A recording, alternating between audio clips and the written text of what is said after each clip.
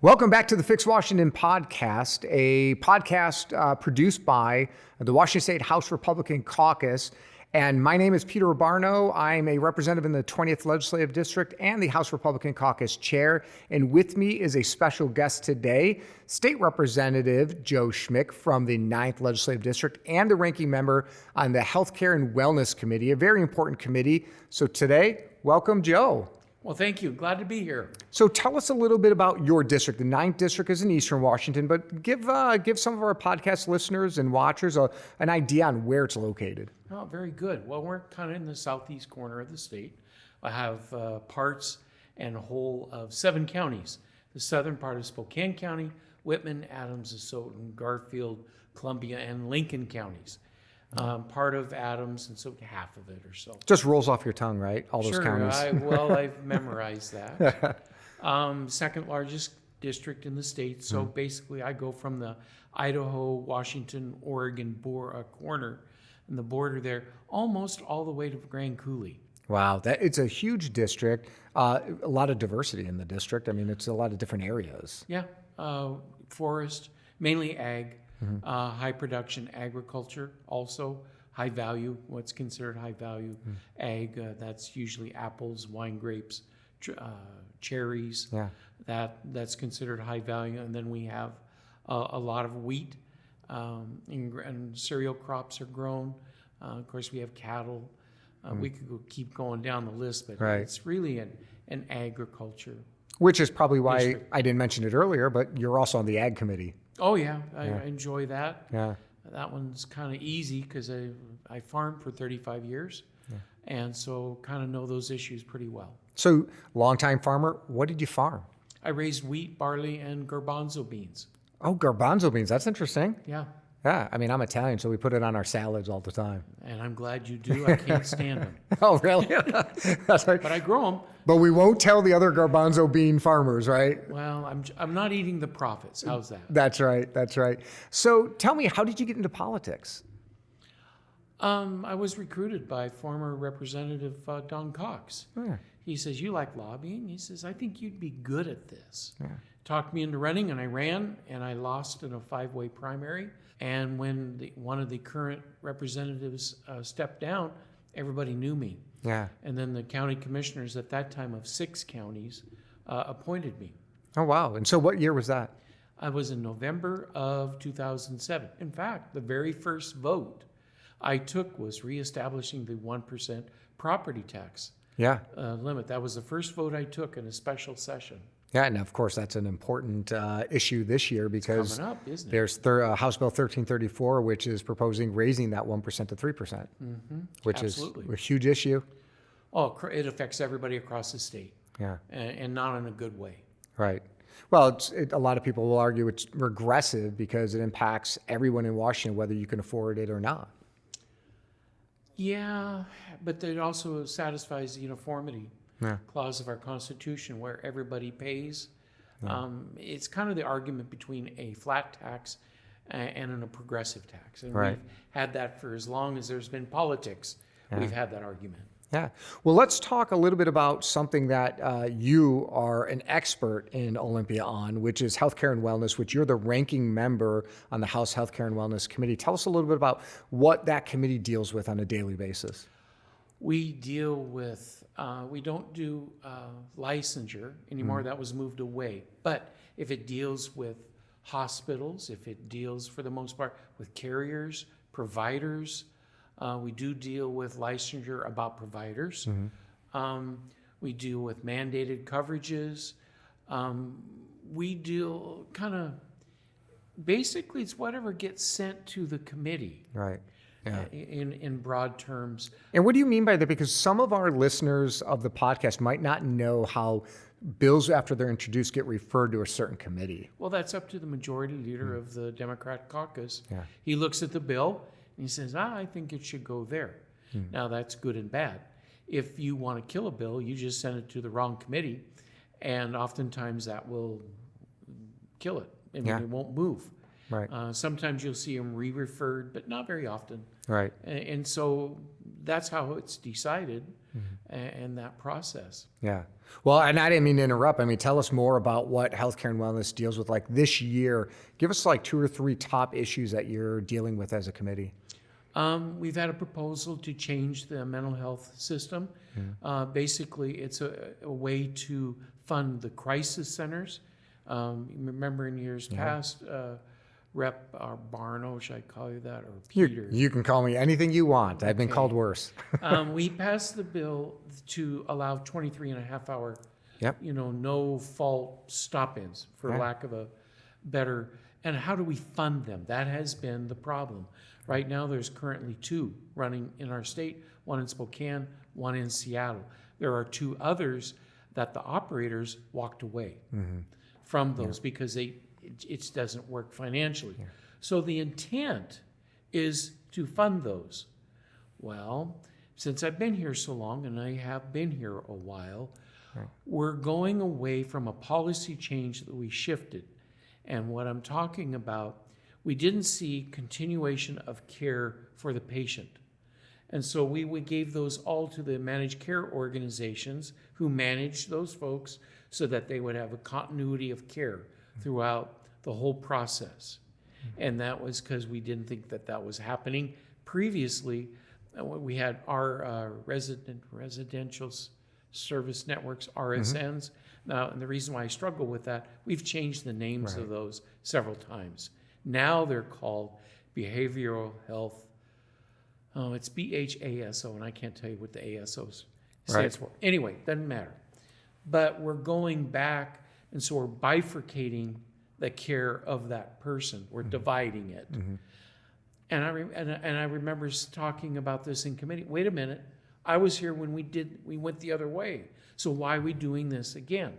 And the intent is a way to fund these crisis centers, crisis teams that are going to work in the community. Okay, I can buy that, but let's certainly not make the same mistakes that we made before to make this work. Yeah. And so if you didn't have that longevity, then you wouldn't be able to say, wait a minute, we tried this, didn't work. We went away from it, but since I've been here a while, I can remember these things. But that's one of many issues. Well, and I think your experience helps Olympia not make the same mistake twice. We do it often. I see it in bills, but I think your experience with the process can help guide some of the newer members who haven't been that long and say, look, we tried this and this is why it didn't work. So that's a good example of, I think your seniority really carries a lot of benefit here in Olympia. Well, and I appreciate that. Of course, when I started here, the Dead Sea was just sick. Yeah. well, I mean, Representative Orcutt, I think, beats you on that one. I know. So what are 2 other issues maybe that you deal with? Peers. Okay. What's the proper role for peers? How can they fit into the system? Right. I think people with lived experience do offer. But then the question is, okay, are they going to do counseling or just what are they going to do? That's where the committees defines the roles to make sure, and there's a lot of effort made to make sure that the proper roles are assigned to the proper person. At the end of the day, we want people to get better. Yeah. We just don't want them going through and in and out of the system. We'd like to see a continuum of care so that they continue down the progress to get better. Yeah. That gives you a couple of examples. Another thing we do, mandated coverages for insurance. We have that argument a lot on the floor. So far this year, we've passed 7 bills that are going to add to premium costs. And it's a difficult position to be in because sure, it's nice to have all these extra, benefits, but in healthcare, somebody has to pay. Yeah, and in caucus, for our podcast listeners, in caucus we talk a lot of, you definitely help guide some of the conversations about healthcare because healthcare is a concern of everyone, from top to bottom, rich, poor, everybody in the middle is concerned about the rising cost of healthcare. On the other side of it, they want more things covered. And you always talk to us about the balance. There's reasons to vote for and reasons to vote against. Can you give our podcast listeners a little bit of an inside look on some of that balance that we have to consider when we want to add things to our insurance plans? Okay. Let's talk about the prosthetics. Prosthetics are if they've lost a limb of some sort. This time, this really talked about feet. and lost a lower limb. Okay. The reasons why, and they want a second, they call it a blade. I did not know this, but the actual foot part that was on the ground or in the shoe, that's called a blade. Okay, there was a bill this year that wanted to increase the quality of life. And the way you do that, well, we had several people, I'm a runner. And then the blade that was attached to their artificial limb wasn't really made for running. And so they said, well, we'd like to be able to purchase or have the insurance company purchase a second blade designed for what they're doing. They wouldn't destroy it. Okay, let's use this as an example. So you talk to the carriers, and your first thing is, what's it going to cost? Right. And they said, well, and this time, since it's such a small, minute number, it's not that big of a cost driver. Yes, it will cost more, but because there aren't that many people that have artificial limbs, it's not that big of a deal. Plus, they said, if they ruin the whole artificial limb, therefore it costs a lot more to replace the whole limb rather than just the blade at the bottom, of that. So now we're back to balancing. Right. And the balance always is, does the benefit of this mandate, is it worth more than the costs, everybody? Because really what you're doing is socializing that cost to everyone to pay for that benefit. Yeah. And so you would have to balance. Okay, I think that one was 50 cents to $1, per member per month. And what I mean for that is that if a female is buying insurance, and let's just say it's $100, I know that everybody wishes their health insurance was $100 a month, but if it was $100, this would cost her about $1, 50 cents to $1 more every month, every time she pays her premium every month. And that's what I mean by per member per month. And then every one of these mandates that we've had, there's cost. Yeah. Well, I mean, these are the serious issues that we discuss in Olympia every day, especially through healthcare and wellness. But I also want our podcast listeners to learn a little bit more about you.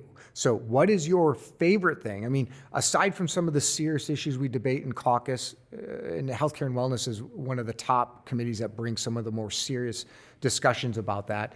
Tell me, what's your favorite thing to do here when you're in session? I don't know about that. I think overall it's helping constituents. Yeah. When they have problems with an agency, that we can maneuver and help them out. When they're up against a brick wall, or maybe they've run into something that they're trying to accomplish. And oftentimes it might be an agency not talking to the right person. And when you can put those together, when they can start moving again and helping, those are the things you remember. And the more satisfying things being here, right? The things you're really doing to work. So I'll give you a quick example. I had a family in Roselia. They had heard that they had a second cousin, and for one reason, I don't remember the reason now, that second cousin's child was going to have to go into the foster care system. In fact, they were moving down that process, and the family said, is there something you can do to help? Well, I called the agency and I explained, here's a family who's willing to take this child to keep them inside the family, and made that happen. Yeah. And it worked out. But when you get that Christmas card and it says, thank you, Representative Schmick, for making us a family. Yeah. That's the things you remember. Yeah. I had one lady who, you always have to take fingerprints to she had no fingerprints. Well, that's rare. It is, but it does happen. Well, here I was able to work that out and get it permanently so that they wouldn't have to go through this process. You didn't hear about a bank robbery later with someone with no fingerprints, though, did you? Oh, I know nothing. But those are the type of real life issues that often are brought to us. Right. Those are the things you want to remember. Yeah. And see that you help people, and that's all year round. That's not just during session. That's all year round. And I do remind people that, while we have a session, like this year it's 105 days, we work year round. We're always working on bills and policies and trying to do things to make Washington better. Our offices just don't close. Oh, no. We end up just having dual duty in our districts, right? Absolutely. Yeah. So can I ask what's yours? What do you like to do? I love meeting with students. Okay. To me, it's every time a student comes for a civics class and actually getting down and talking to them about kind of why they're there. Because when I look out into a crowd of students, I'm like, which one is going to be the one that's going to be in my office someday? And that to me is the most gratifying. Giving them an experience in Olympia that will transcend like just the trip. It'll end up being something that they're having maybe a lifetime goal for. I think that's cool. One other thing you prompted that I remember. Yeah. Oftentimes people will talk and they say, well, it's difficult to go talk to legislators. I really make an effort to be welcoming. Yeah. I want people to feel at ease when they're coming into my office. I don't want, even if we disagree, Yeah. I want them to have a dialogue. Yeah. And I think that's important because I've talked to many people that have come into my office and they said there's been a lot of legislators that they don't even listen. Yeah. You know, they're just going through the motions. I do not want to be that legislator. Well, and we know you're not, because you're the epitome of dialogue and communication. And I want to thank you for being on the Fix Washington podcast and opening up to all our podcast listeners. You've been watching the Fix Washington podcast, hosted and produced by the House Republican Caucus. If somebody wants to get in contact with you, what's your website and email address? Well, I think it's joe.schmick at wad.leg.gov. Yep, and that's your email address. leg.wad.gov. I'm sorry. Ledge.wad.gov. I should know that by now. Yeah, it's joe.schmick at ledge.wad.gov. And if they want to go to your website and learn all about your priorities, they can go to representativejoeschmick.com. Thank you. All right. And I do appreciate that. Yeah.